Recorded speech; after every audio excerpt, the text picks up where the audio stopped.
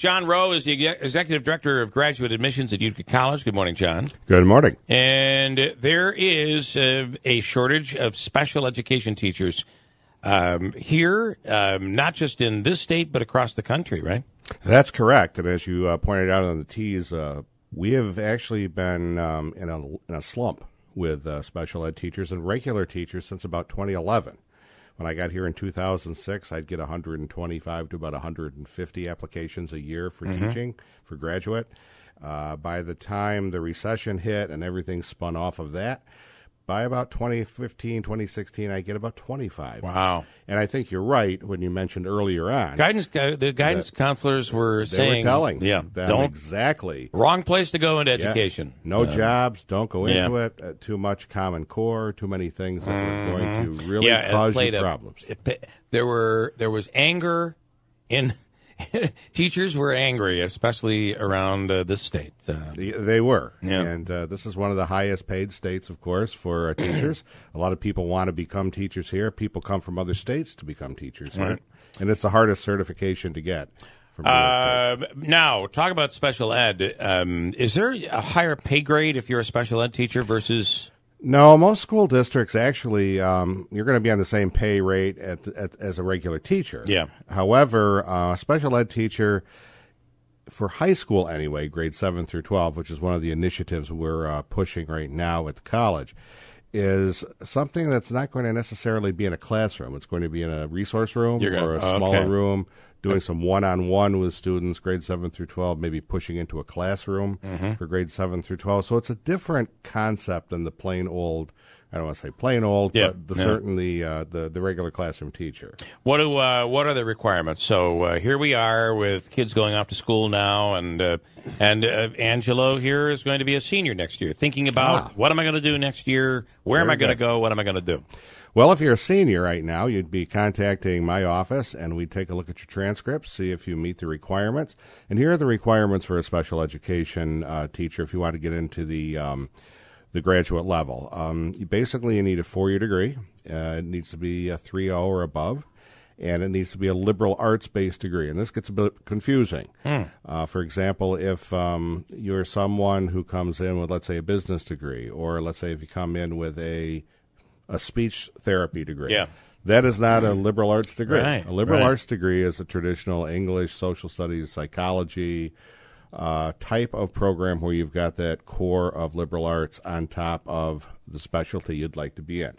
So, for example, if someone, let's say, has a history degree, and they come in and say, I'd like to go into the Students with Disabilities grade 7 through 12 graduate program, a history degree and a 3.0 would get you in. Okay? Got it. Okay, we also do have a couple of letters of recommendation you need. We also give a graduate admissions test in the graduate office, which you would take. Takes an hour, and it's not a make or break, but we do require it as part of the education curriculum. Okay. Can you forgive my ignorance? When you're working with these students, you're teaching them math and history, or you're prepping them for the classroom where they would learn math, history, etc.? Yeah, let me give you the example of a type of classroom that we're talking about. You know, basically, it's going to be a pull-out type of classroom. You are going to be a generalist once you're done with this degree. So you need a little bit of math, a little bit of social studies, a little bit of sciences, a little bit of math, and that student can come down to the resource room during, let's say, a specific period of the day and work with you on any one of those subjects. Right. How is this different, though, than... So this special ed you're dealing with, of course, we're in the age of inclusion in schools in New York. Correct. So everybody goes to, for the most part, unless special needs are in some cases, I guess I don't know where the line gets drawn, but how is it different than a teacher that is teaching a child with a disability, mental retardation disability at BOCES versus the special ed teacher at high school? I hope I didn't use terms that are no longer accepted. Well, yeah, I'm sure I did. Let me go back to the idea of what traditional people think about traditional special education. Right. Usually, if you're talking about someone who is at BOCES, it's usually someone who has an IEP or an individual educational plan that's been set up by the school district, and they are put into a classroom that meets their needs. Now, sometimes if you've got a severe enough situation or disability, that could be a 611 program. That's 6 students in a classroom with a special ed teacher and an aide. It all depends on the severity of the disability. In the case of usually high school students, if they're not classified in something that structured, you would be under what would be called a high school IEP, and that student would say, okay, this student really has a hard time with math. We've tested him out. We've done all this. So if on period 3 or period 4, you're going to go down to the resource room and get some help from your teacher. And a lot of times they make a lasting connection with their students, just like every other teacher. But this is kind of special, I think. You're more one-on-one here. It is, and I can speak to it. I taught special ed for 10 years in a high school setting back in the Finger Lakes, where I'm from. Kathy Cullen, who was the director of our education program, was a special ed teacher for many years in Oswego. And we can both attest to the fact that people are very connected to their teacher, because not only do you get that one-on-one attention as opposed to a classroom of 25 kids, for example, you're going to have that lasting effect. I still hear from students from mine back in the 80s. Where you can make a huge difference in a kid's life.